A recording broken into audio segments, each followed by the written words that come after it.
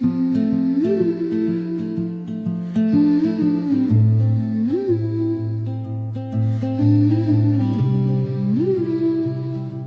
dia, boa tarde, boa noite. Estamos começando mais um Tech Show HLB e hoje iremos entrevistar Leonilda Silmão.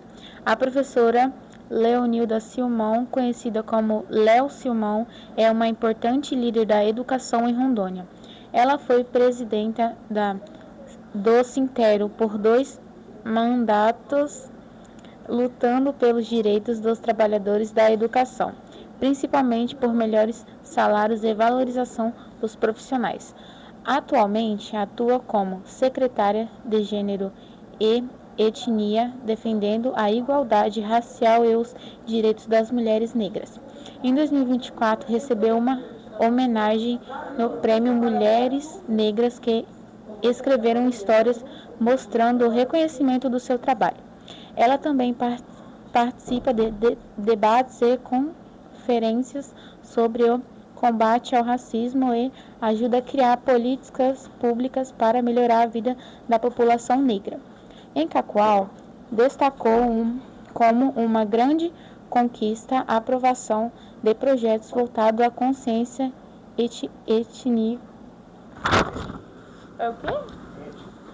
étnico-racial.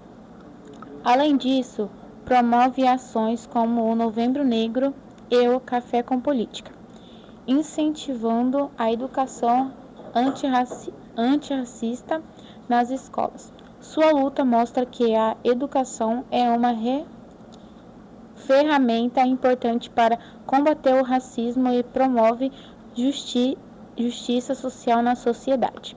A luta de Leonilda busca transformar a estrutura educacional de Rondônia em uma ferramenta de emancipação racial conectado à sala de aula com os direitos territoriais dos povos tradicionais. Bom dia, meu nome é Ana Júlia e hoje vamos entrevistar a professora Léo. Apresente, professora. Olá, bom dia Ana Júlia, bom dia Anne e Francisco, né, que está ali nos bastidores. Eu sou a professora Léo Simão, meu nome é Leonilda, mais conhecida como professora Léo Simão. E vocês viram que eu já cheguei aqui falando demais, né? Isso é coisa de professor. Mas que bom estar aqui na Escola Honorina, participando desse podcast, né, que os alunos estão aí me entrevistando, as alunas, né, e o aluno está ali, que coisa boa. E com muita satisfação que eu estou aqui. Professora, onde a senhora nasceu? Então, eu na verdade, eu sou de uma família mineira, minha família toda é de Minas Gerais, mas na década de 70 meu pai resolveu ir para o Paraná. E eu nasci no Paraná, na década de 70 não, na década de 60. E eu nasci no Paraná, ainda criança, aos 8 anos de idade. Em 1977 eu cheguei aqui na nossa amada Cacoal. Só que vocês não vão fazer conta não, tá? Senão vocês vão acabar descobrindo a minha idade. Como que foi a sua infância? Então, a minha infância foi uma infância que eu posso dizer que ela foi feliz. Por quê? Primeiramente porque os meus pais, eles proporcionaram isso na forma como eles nos criaram. E quando eu digo eles, porque nós somos de uma família numerosa. Então nós somos 11 irmãos. Inclusive eu sou gêmea, mas o meu irmãozinho gêmeo, ele morreu ainda faleceu quando era criança, tinha 1 ano e pouco, e aí nós ficamos em 10 irmãos. Então, uma família que ela tem tantos filhos, né, e o meu pai e minha mãe eram muito responsáveis, então eles procuraram nos criar da melhor forma possível.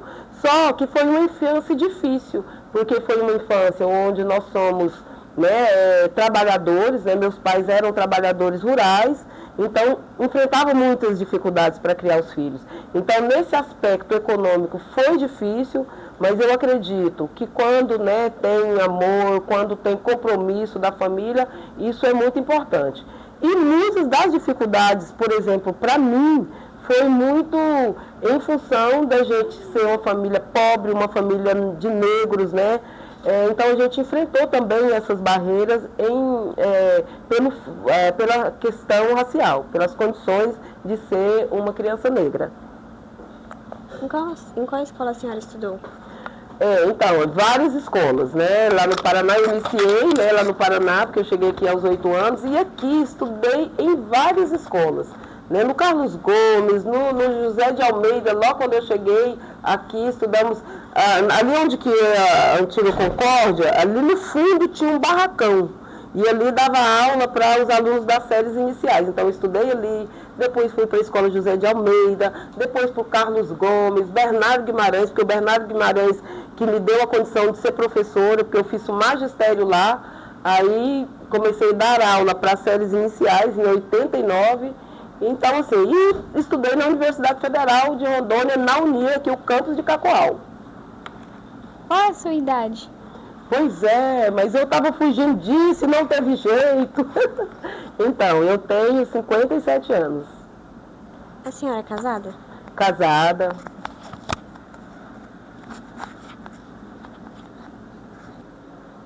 A senhora tem filhos ou netos? Tenho os dois. Eu tenho 2 filhos, tenho um filho de 32 anos, e esse meu filho de 32 anos já me deu um netinho, que está com 2 anos, e tenho um filho adolescente aí, quase como vocês. Meu filho tem 16 anos, o meu mais novo. Como que a cultura da África influenciou o Brasil?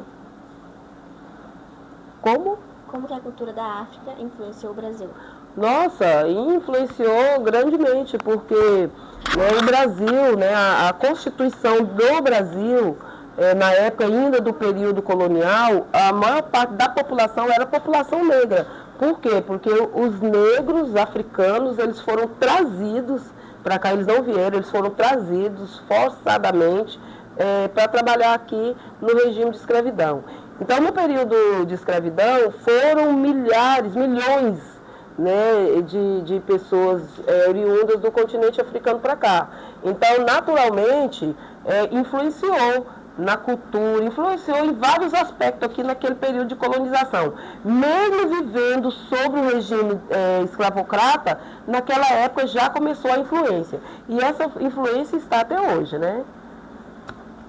Como é ser uma mulher negra no Brasil atualmente? Então, são muitos desafios. E foi bom você fazer essa pergunta, porque qual a diferença da mulher e o homem negro? É porque, na verdade, nós vivemos numa sociedade também muito machista, né? Então, o Brasil surgiu, o contexto brasileiro é um contexto de uma sociedade patriarcal, né? Onde o homem é colocado como se o homem fosse quem comandasse a família e todos, de certa forma, têm que ficar ali obedecendo a ordem, né, do chefe da família. Então, isso foi trabalhado. E então a gente já vivia numa sociedade, vive, né, até hoje, mas naquele momento de constituição do Brasil muito fortemente, nessa sociedade onde o homem tinha o comando. Né? Então, é como se a mulher fosse propriedade. Agora, imagina você ser mulher, que já tem essa carga, e também ser negra, que tem essa situação aí veio dessa situação tão triste da história do Brasil, que é o processo de escravidão. Então, acaba se tornando pior, mais difícil, né, para a mulher negra. A senhora já sofreu algum preconceito quando criança? Como você agiu na hora? Gente, muito preconceito. Às vezes as pessoas dizem, não, isso é mimimi, isso não existe, estão se vitimando. Eu vou dizer para vocês, a pior coisa é quando você sofre preconceito quando criança, porque ela deixa marcos. Imagine vocês, nasci por acaso, né? Minha família é mineira, mas eu nasci no Paraná. A gente sabe que o sul do Brasil, o racismo ele é muito maior. Então, nós sofremos muito, não só eu, todas as crianças negras que nasciam na década de 60, 70, imagine vocês. Então, para você permanecer na escola, a família tinha que ter assim, muito pulso firme. Meu pai sempre foi um agricultor que ele sempre dizia, eu quero que meus filhos estudam. Então, a gente morava no sítio, às vezes tinha que andar muito. mas com muitas dificuldades, né, porque era uma família, né, como eu já falei, numerosa, né, com muita pobreza, mas para além disso, quando você chegava na escola, se você é pobre, você já não consegue se vestir bem, imagina, neguinho. Então a gente tinha vergonha de tudo, do cabelo, porque a gente tinha muitos apelidos por causa do cabelo, por causa da cor da pele. Tem alguns episódios assim que marcaram a minha infância. Tem uma situação, engraçado, graças a Deus está mudando e é visível, principalmente para nós que somos negros, a gente percebe que tem melhorado, né? Tem melhorado por muitos motivos, né? Tem as políticas públicas, então tem melhorado. Eu acho que deveria ser mais rápido, mas mesmo assim, devagar, tem melhorado. Hoje a gente não vê nas escolas, e eu estou falando que eu, né, fui professora, lógico que já enfrentei muitos episódios de racismo dentro das escolas, até comigo como professora, mas às vezes com alunos, mas aí eu já fazia intervenção. Mas quando criança, na minha época, não tinha isso. Nós falávamos, as pessoas faziam piada com o negro, achando que era normal, sabe? Piadinhas que machucam, né? Não é pior do que um bullying, né? Porque está falando de uma raça. Então, eu passei por muitos episódios. Tinha uma coisa que eu não esqueço. Eu até lembro um episódio, quando eu estudava a terceira série, tinha na escola um lugar assim, mais alto. Assim, na minha cabeça de infância era um tipo morrinho. E um monte de alunos, de crianças na escola, e eu passando e gritando, nega, preta, do subaco fedorento, bata a bunda no cimento para ganhar 1.500. Quem é da minha época vai lembrar disso. E eu estou falando, parece ser impactante, né? Mas a gente precisa falar. Isso deixou uma marca em mim que vocês não têm noção. E que muitas vezes você se encolhe, você não... Às vezes não é que você não aceita ser negro, mas você aceitar ser negro fica muito difícil dentro do ambiente desse. E aí, mas por que você precisa alisar o cabelo? Muitas meninas, né, naquela época, e até muito recentemente, todo mundo alisava o cabelo para tentar sair um pouco daquela condição. Então, não tem nada demais. Se a pessoa querer alisar o cabelo, fazer, nós mulheres podemos o que nós quisermos. Só que consciente, não por causa de preconceito. Então, graças a Deus, né, com o passar do tempo, a gente vai se livrando dessas coisas e eu acho que isso é muito importante para que a sociedade melhore. Como que você iria agir hoje com o seu conhecimento? Então, na verdade, eu penso que hoje a gente tem que agir principalmente adotando essa postura de diálogo, de dialogar, né? Você sofreu um racismo, lógico que tem, agora a gente pode ir muito além, porque hoje nós temos legislação, então o racismo é crime.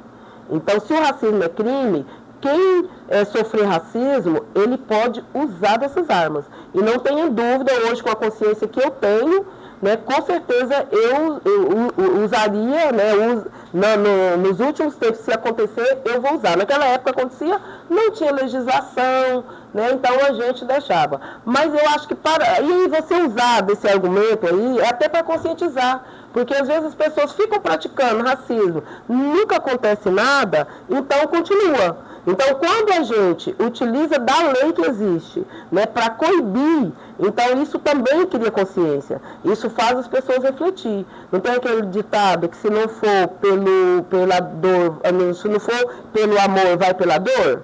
Então, assim, praticou crime, então o que eu digo hoje, né, alguém praticou crime racial, você tem o direito, né, de ir fazer uma denúncia e essa pessoa ser responsabilizada. Mas, assim, a gente tem que ser muito cuidadoso, porque como a gente vem de uma sociedade racista, né, preconceituosa, em função de todo um contexto, né, o Brasil foi colonizado nesse contexto. Para vocês verem, o Brasil tem pouco mais de 500 anos. Parte da história do Brasil foi de escravidão, porque o regime de escravidão ele durou quase 300 anos.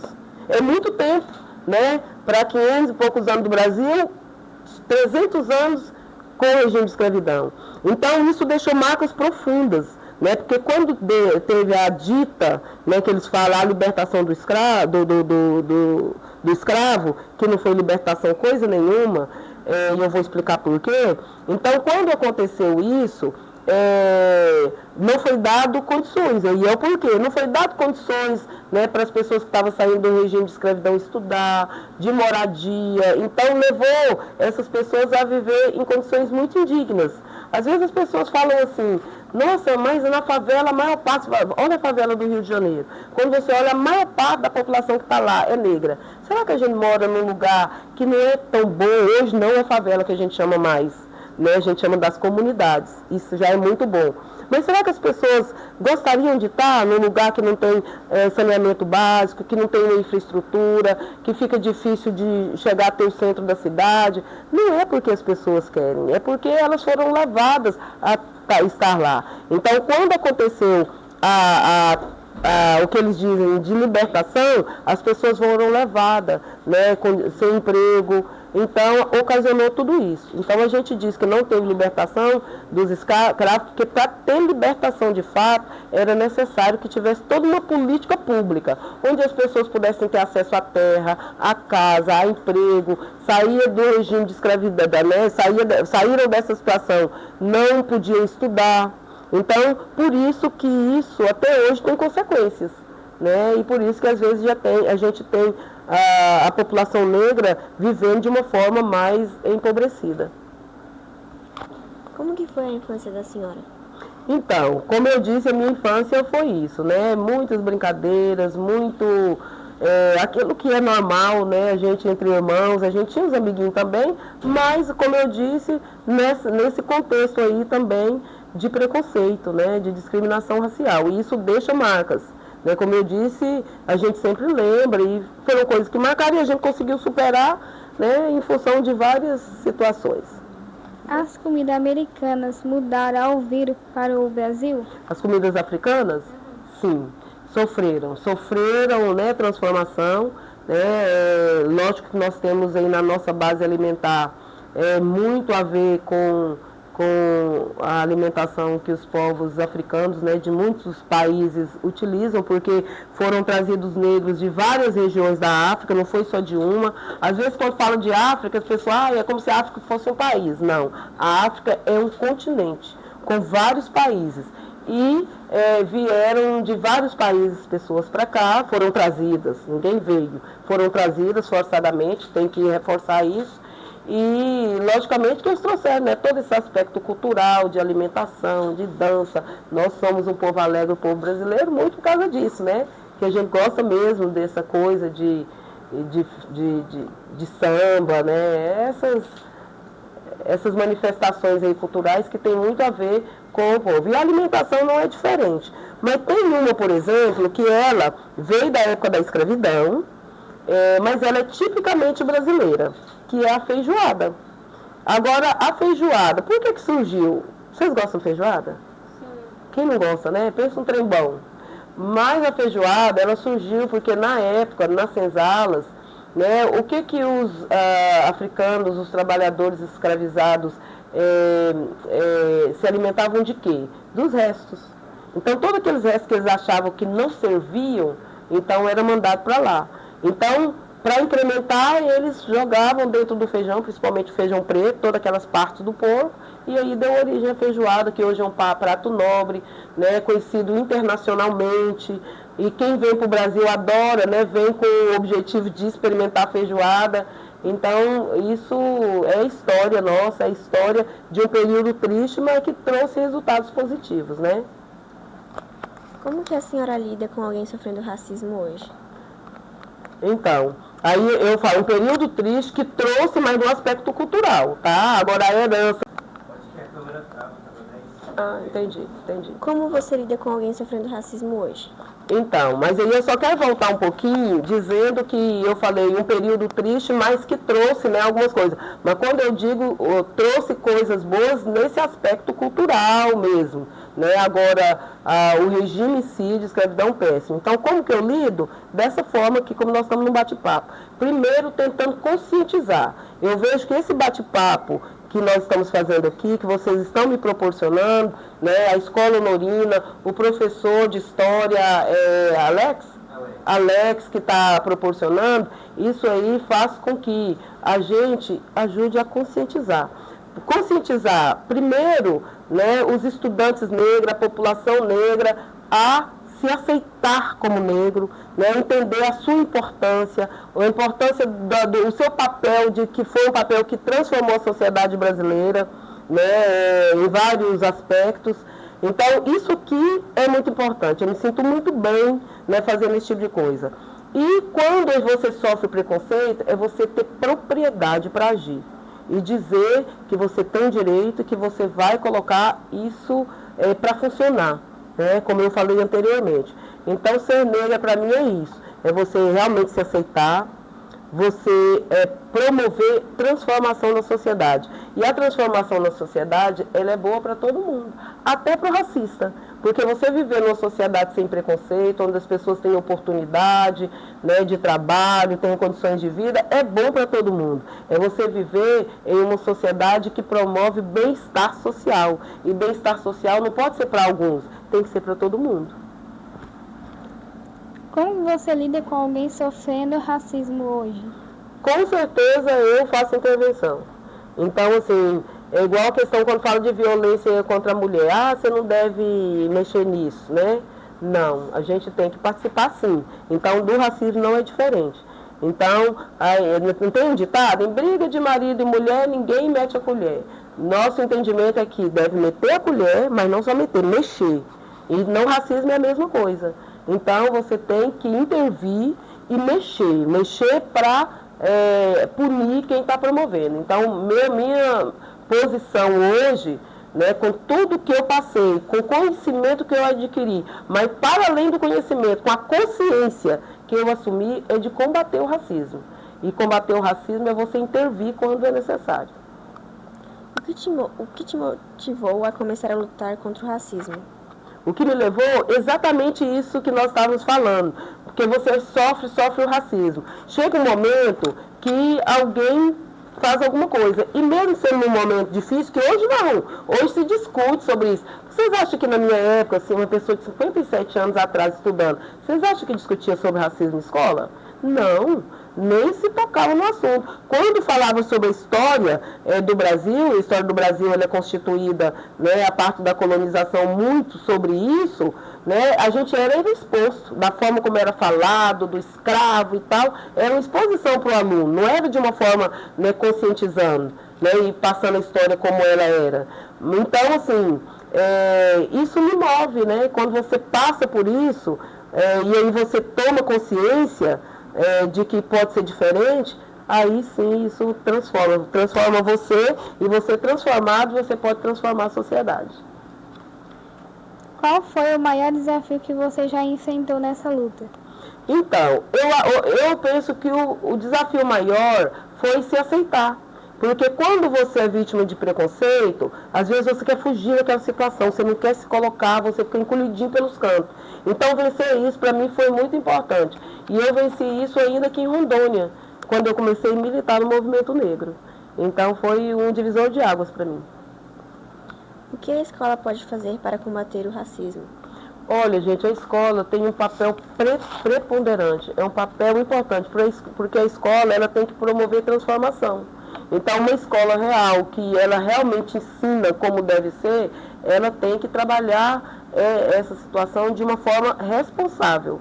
E trabalhar de forma responsável é você trabalhar a verdadeira história e conscientizar, né, os estudantes, porque quando você consegue conscientizar os estudantes, o aluno, você está transformando. Vocês já viram aquele ditado que ninguém nasce racista? Ele se torna racista. Uma criança não nasce racista. Quem faz ele racista, primeiramente é lá a família, né? E aí se ele vem para uma escola que não trabalha essa consciência, ele vai continuar sendo. Então a escola tem esse papel que muitas vezes as famílias não fazem. Né? E quando a escola faz isso e faz bem, esse estudante ele pode transformar lá na casa dele, ele pode promover mudanças. Então, o papel da escola ele é primordial para o combate ao racismo. O que te motivou a começar a luta contra o racismo? Exatamente essa situação, né? É tudo aquilo que eu vivi. Então, dentro desse contexto de vivência e vivência negativa, de certa forma, ele te prepara para fazer alguma coisa, né? Então, eu penso, por mais que a pessoa às vezes fica, tem um momento que ele... Só que aí precisa de alguém fazer isso. Então, hoje eu estou nesse papel, né? De chamar atenção, né? Promover essa consciência para a pessoa entender, olha, eu posso contribuir para ser diferente. Necessariamente não tem que ser um militante do movimento negro, mas no meu caso, o movimento negro ele foi muito importante. Qual conselho você daria para os jovens que sofrem preconceito? Se empoderem. Essa palavra empoderamento, ela está na moda, né? E a palavra empoderamento é um termo muito recente, mas ele veio muito, e aí eu quero até falar sobre isso, porque eu acho que a gente tem que desmistificar algumas coisas. Ele veio muito, o empoderamento, né, levando em consideração a questão física mesmo, né? Então, essa questão do empoderamento do cabelo. Estética, a palavra que eu estava tentando aqui e não vinha. Então vem muito para o lado da questão estética. Então vocês hoje percebem, a gente percebe, vocês estão vendo aqui meu cabelo? Está alisado? Não, esse é o meu cabelo. É você gostar do que é seu. É você sair das amarras do preconceito e dizer, eu sou mais eu. Essa sou eu, essa é minha identidade. Então isso é muito importante. E eu estou muito feliz nessa parte aí da estética, porque a gente está vendo os jovens, né? Os jovens com cuidado com o cabelo, de deixar o cabelo como ele é, né? Eu estou sentada aqui do lado de uma menina lindíssima. Em outros tempos, às vezes, queria pegar esse cabelo aqui, desculpa, tá pegando seu cabelo, vai pegar esse cabelo aqui, que é maravilhoso, e querer alisar. Então, tudo tem sua beleza. Mesmo o cabelo pichoinho, o meu cabelo, por exemplo, é um cabelo pichoinho. E o que tem que falar sobre isso? Então, isso é empoderamento, né? Empoderamento estético, e eu estou colocando aqui a questão do cabelo. Né? E eu estou vendo ali até os meninos, meu filho tem um cabelo igual ao seu. Eu acho tão interessante, Francisco. Francisco é um menino que tem a pele bem clara, mas ele tem o cabelo, né? Todo cacheado, lindo. E eu acho muito importante isso. Meu filho de manhã, o cuidado com os cachinhos dele, sabe? Então aquele cuidado, e a gente sabe que tudo que é cuidado é bonito. Então por que o cabelo, né, afro, ele às vezes não era assim bonito? Porque precisa de cuidado. Né? Então, quando cuida, dá outro aspecto. Isso não é só com o cabelo afro, com qualquer cabelo. Né? Se não tiver o cuidado, então esse empoderamento faz as pessoas, né? Não, é possível sim, eu vou cuidar do meu cabelo, ele vai ser maravilhoso. Então você solta a sua coroa por aí, né? Anda com ela e todo mundo olha, nossa, que legal, isso é postura. Então essa questão estética. E o termo foi muito usado de empoderamento para essa questão estética, mas vai além da questão estética, tá? Então, assim, o empoderamento, ele tem que ser em vários setores. Por exemplo, nós temos que nos empoderar politicamente. Nós precisamos empoderar psicologicamente. Nós precisamos empoderar economicamente. Então, não pode só ficar na questão estética. Porque quando você se empodera, você vai à luta. Não, eu posso, eu consigo. Se empoderar na educação. Olha, eu posso sim ter uma educação melhor. Eu vou atrás disso, eu vou participar, eu vou atrás da cota, porque é meu direito, entendeu? Você se empoderar politicamente. Por quê? Porque politicamente, o que acontece? Na política é que há as intervenções para melhorar. Então é através da política pública que melhora as condições. Senão nós precisamos ter mais negros na política. Assim como nós precisamos ter mais mulheres na política, não é? Não precisa ter, não tem lógica. Nós temos mais, as mulheres é um pouco mais de 50% da população, e a gente não tem a representatividade da mulher nos parlamentos, ou se mulher prefeita, ou mulher governadora, é muito pouco.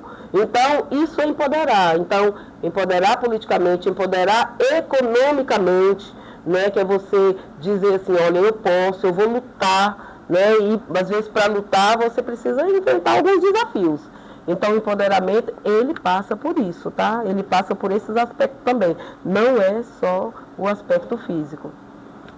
Como que você vê o futuro da luta contra o racismo no Brasil? O fruto da luta? Futuro. Ah, o futuro da luta. Então, gente, melhorou muito, tá? Melhorou, gente, com políticas públicas. Não foi porque a sociedade brasileira, de repente, tomou consciência, não. foi quando começou a vir as políticas públicas. Então, a política de cota, por exemplo. A política de cota, ela é uma política muito importante. E aí as pessoas falam, mas por que vai dar esse benefício? Por que precisa? É porque lá o negro é menos inteligente? Não, não é por isso. É porque na maioria das vezes o direito não é igual. Então, você não pode tratar um desigual como igual. Sabe por quê? Se você trata um desigual como igual, nunca vai igualar. Então, para você igualar, você tem que tratar o desigual como desigual. Por isso que existe, por exemplo, as cotas, né, onde o negro possa frequentar aí a universidade dentro de um contexto de porcentagem. Tá? Então, não é porque ele é menos inteligente, é porque ele não teve as mesmas oportunidades, né? Ele não frequentou uma boa escola, então, por isso que é preciso ter essa luta. Na sua opinião, por que ainda existe racismo no Brasil, mesmo depois de tantas leis contra a discriminação? É porque um dos debates que a gente percebe, é que as pessoas, quando falam de direito, elas acham que elas vão perder alguma coisa. Então há uma correlação de força, né? Um grupo que luta e quer, né, vencer, impedindo que as ações racistas continuem, e outro grupo muito grande achando que, ao promover política de igualdade racial, vai tirar alguma coisa dele. Então, por isso que é a passos lentos. E no Brasil há muito. Se a gente for ver a história do Brasil, em vários aspectos nós demoramos mais do que outros países que foram colonizados a gente sair dessa situação, né? O Brasil foi um dos últimos países a se tornar independente. O Brasil foi um dos últimos países a acabar com o regime de escravidão. E não foi nem porque havia uma consciência, foi porque havia uma pressão, né, na época da Inglaterra para... A bateria da câmera está acabando. Então, aí como eu estava dizendo, essa questão, por exemplo, no Brasil, tudo demorou a acontecer, né? Então, o Brasil foi um dos últimos países a se tornar independente, né? E dos últimos também a acabar com o regime de escravidão. E só aconteceu por causa de pressões externas, né? Porque na época, em 1888, em pleno movimento ali da Revolução Industrial, então os países industrializados precisavam abrir um mercado consumidor aqui no Brasil. A Inglaterra, por exemplo, começou a fazer pressão, né, para que acabasse com a escravidão. Então, por isso que ela foi por isso que foi muito mal feito. Porque assinou um documento dizendo que, né, os escravos estavam libertos, mas não foi dado condições. Então, por isso que é muito lento, né? E aí a gente tem que fazer toda essa luta, aí vem as leis, aí você tem que fazer um enfrentamento para que a lei seja efetivada. Por exemplo, a Lei 10.639, que é a lei, né, que precisa trabalhar no currículo da escola a história africana e a história afro-brasileira. Então, gente, tá a passo de tartaruga, é uma lei de 2003. E aí o pessoal só chama para falar sobre isso ou faz alguma coisa no mês de novembro. E não tem lógica. Isso tem que ser trabalhado no currículo o ano todo, em várias disciplinas. Eu sou professor de matemática. Dá para trabalhar a questão racial na aula de matemática? Claro que dá. E sabe onde? Em estatística, com dados estatísticos, falando sobre a nossa condição, explicando para os alunos como que funciona. Você trabalha aí várias coisas, mas estatística, você trabalha matemática financeira, né, levando em consideração essa questão racial. Então, eu estou dando esse exemplo porque dá para trabalhar, professores, em todas as disciplinas. Se fosse para voltar no tempo e conversar com a Ivalide, mais jovem, que conselho daria para si mesmo? Jovens negros? Eu vou repetir a palavra. Hã? Para você mais nova. Ah, tá. Então, de novo. Vai cortar? Não. Não? Sim. Pode repetir a pergunta, então? Se pudesse voltar no tempo e conversar com a senhora mais jovem, que conselho daria para si mesmo? Nossa, é tão difícil, gente, porque naquele momento lá a gente não tinha aquela consciência, né? Mas se eu pudesse voltar e tivesse consciência, eu não teria baixado a cabeça para algumas coisas que eu baixei. tá? Por não ter argumento, por não ter conhecimento.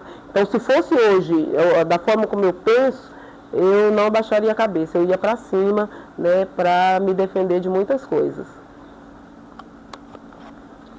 Como os jovens podem ajudar a construir uma sociedade mais justa e sem preconceito? Tendo consciência.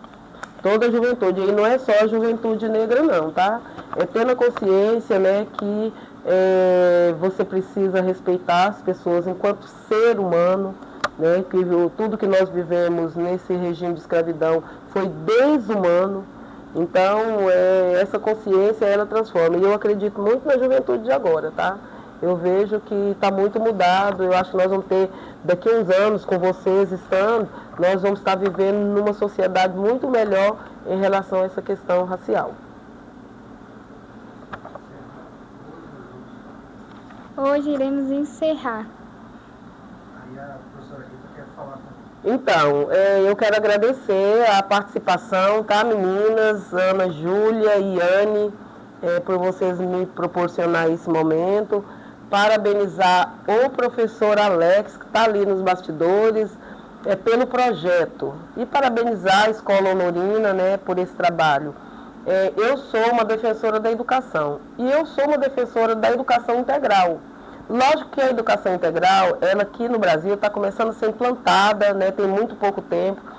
Não temos as estruturas que são necessárias para desenvolver uma educação como está sendo desenvolvida aqui nesse momento, né, com o professor Alex. E eu fiquei muito feliz, né, do professor Alex falar que ele está participando, né, das práticas inspiradoras, né, que é um prêmio para as escolas integrais, né, é um prêmio que vem do MEC, é isso, professor? E ele está aí entre um dos classificados, né? Vai participar, professor? Vamos. A gente foi em primeiro lugar. Olha aí as informações.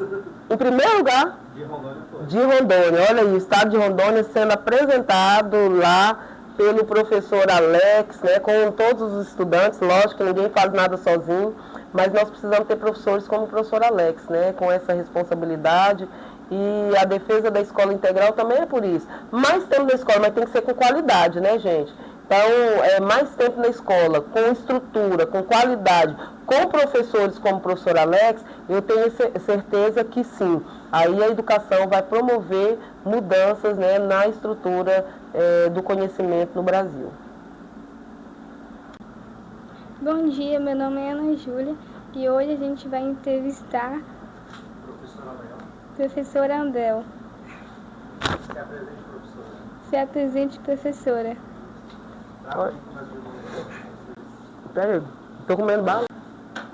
Aí eu falo sem ela.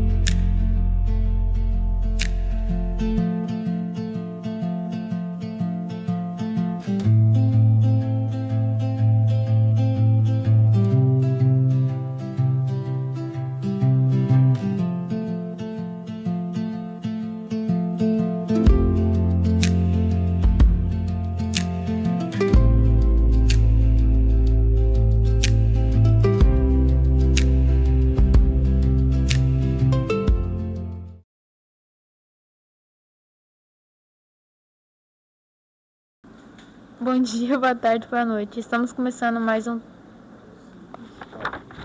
É o quê? Talk Show? Bom dia, boa tarde, boa noite. Estamos começando mais um Talk Show HLB. E hoje iremos entrevistar a Leonilda Silmon. A professora Leonilda Silmon, conhecida como Léo Silmon, é uma importante líder da educação em Rondônia.